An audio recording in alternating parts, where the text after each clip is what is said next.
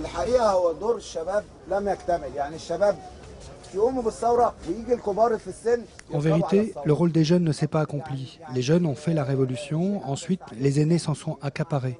Et ça m'étonne, avec tout le respect que je dois aux aînés.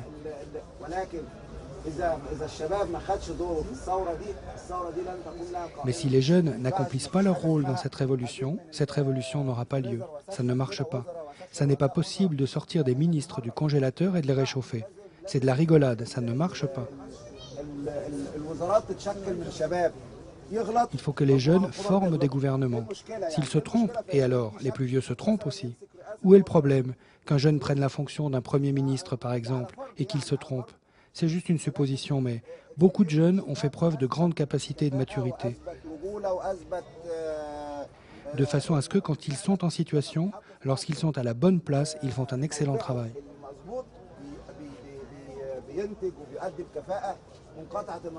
Qu'on regarde ce que font les jeunes Égyptiens à l'étranger. Quand les jeunes Égyptiens partent à l'étranger et qu'on leur offre les moyens et qu'ils ont l'opportunité, ils font preuve de grande capacité et ils accèdent à des postes élevés. On ne peut pas nier cela, mais les aînés le nient. Et je leur dis, vous les aînés, laissez la chance aux jeunes. Si vous aimez ce pays, vous avez pris votre chance.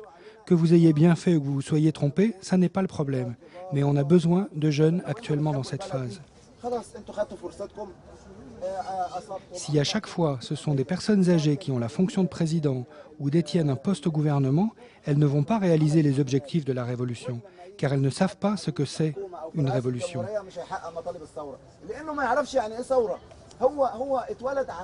Elles sont nées et elles n'ont connu que certains modèles, qu'elles suivent jusqu'à leur mort, c'est tout. Elles n'ont pas l'esprit de la révolution. Mais les jeunes qui ont fait la révolution, ils savent ce que c'est, comment utiliser les moyens de leur temps. Ils savent ce que c'est de se révolter. Se révolter, c'est-à-dire changer une situation. Ce n'est pas seulement la modifier ou l'améliorer. Non, la révolution, c'est le changement. Quand je remplace une mauvaise condition par une bonne, c'est ce que je sais de la révolution. Et toutes les révolutions du monde se sont déroulées de cette façon. Ce n'est pas possible que des jeunes fassent une révolution et que les aînés la leur volent.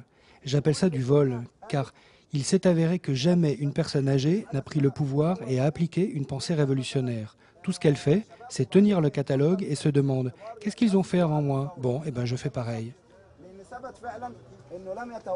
On a déjà une révolution en avant. Si les conditions de vie étaient bonnes, on n'aurait pas fait de révolution. Alors, tu m'apportes de mauvaises conditions que tu veux appliquer après la révolution? Ça ne marche pas. Il faut une pensée nouvelle, et cette nouvelle pensée ne peut pas être assimilée par les aînés. Ils peuvent en profiter, bien sûr, avec tout le respect que je dois à nos aînés, nos pères, nos frères, nos mères, mais eux ne peuvent pas comprendre ce qu'est une révolution. Pour eux, la révolution, c'est faire quelques décors, quelques modifications, de l'argent. Jamais la révolution, et surtout la révolution égyptienne, n'a été faite pour l'argent.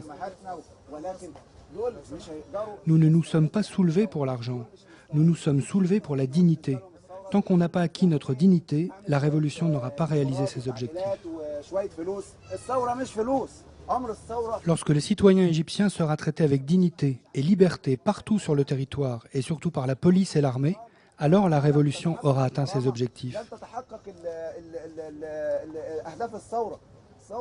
Mais quand on voit le cadavre d'un Égyptien tué par l'armée ou par la police militaire ou la sécurité nationale jeté à la poubelle, alors elle est où la révolution et sa réussite? Alors, il faut que l'on s'éveille, que l'on comprenne. Il ne faut pas que les jeunes se sentent gênés pour demander un poste élevé, mais ils doivent en avoir les capacités. Ceux qui n'ont pas les capacités nécessaires, on les accepte aussi, mais chacun à sa place.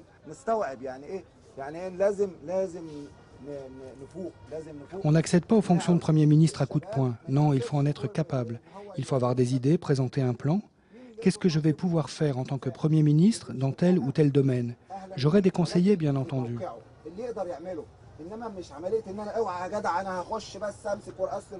Ce n'est pas de la débrouillardise du genre « voilà, j'ai des connaissances, je connais un tel ou un tel, j'ai des contacts ».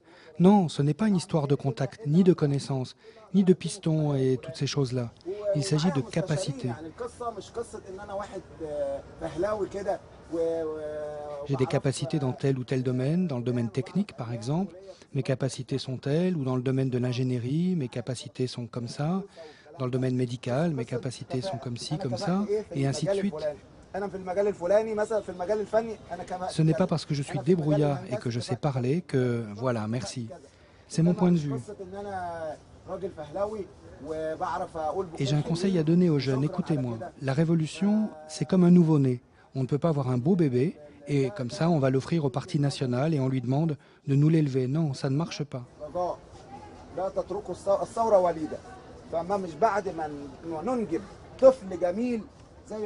Le Parti national veut former le gouvernement après la Révolution. Mais c'est quoi cette mascarade? Qu'est-ce que va faire le Conseil des forces armées? Vers quoi ils nous emmènent? Qu'est-ce qu'ils attendent de nous? Ils nous demandent de leur donner une chance? Donner une chance à qui? À quoi? Donner une chance à quelqu'un qui était partie intégrante du régime de Hosni Moubarak?